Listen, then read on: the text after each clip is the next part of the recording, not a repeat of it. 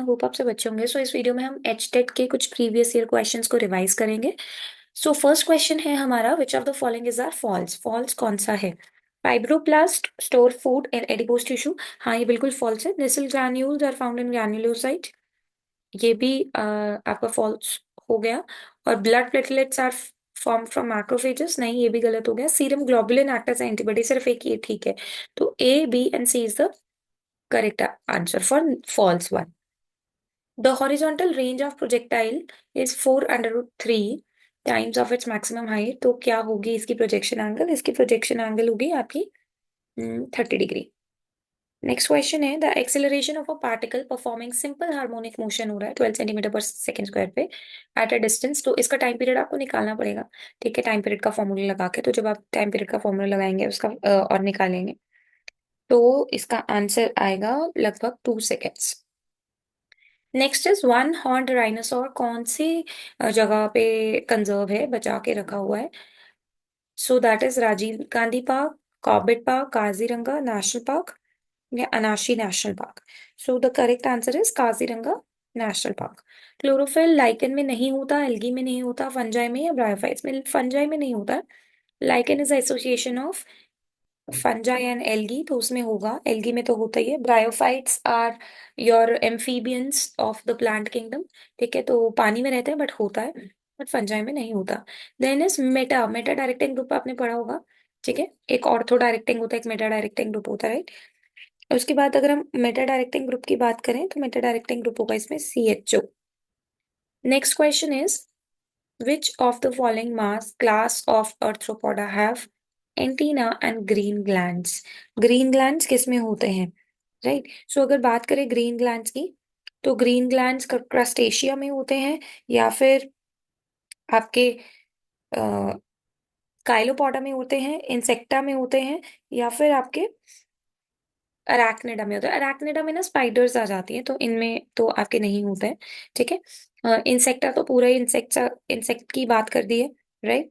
उसके बाद आता है अपना काइलोपोडा और क्रस्टेशिया। सो जो करेक्ट आंसर रहेगा इसका, that is crustacea, right. So this is crustacea one which is the correct answer. So here crustacea help in excretion, waste को रिलीज करने में हेल्प करता है।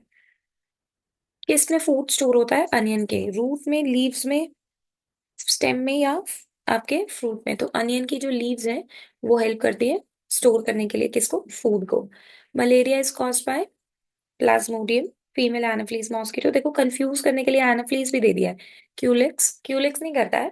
ठीक है, तो प्लाज्मोडियम जो है that is the protozoa which causes malaria. Female Anopheles नहीं करती है, फीमेल एनाफ्लीज में प्लाज्मोडियम नाम का एक प्रोटोजोआ रहता है, वो करता है। ठीक है, then we have another question, which of the following is not correct? Correct नहीं है माइटोकॉन्ड्रिया के बारे में।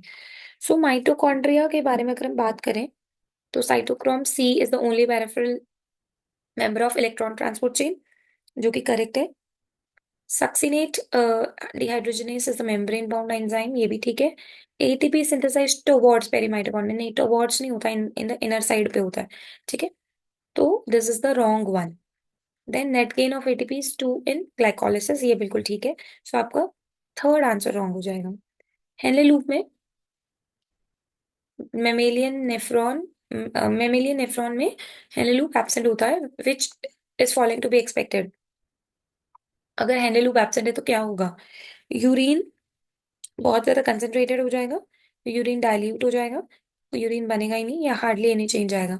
देखो हेनले लूप का काम होता है कि यूरिन को क्या करे, कंसेंट्रेटेड मतलब बेसिकली उसको डाइल्यूट करने का। ठीक है, तो अगर हेनले लूप नहीं है तो वो और ज्यादा डाइल्यूट हो जाएगा, यानी वो कंसेंट्रेट बना देता है हेनले लूप, कि सिर्फ और सिर्फ इंपॉर्टेंट वेस्ट ही निकले, सॉल्ट टॉक्सिक एलिमेंट्स है ना। सो ज्यादा वाटरी हो जाएगा, राइट। वाटरी मतलब जितना कंसेंट्रेट जाना है उससे उतना डाइल्यूट नहीं हो पाएगा, right. Then is the rice water turns blue black, क्योंकि आयोडीन टेस्ट करते हैं, कार्बोहाइड्रेट टेस्ट रहता है ये, क्योंकि स्टार्च को देखने के लिए। और स्टार्च क्या है आपका? प्लांट्स में पाए जाने वाला कार्बोहाइड्रेट।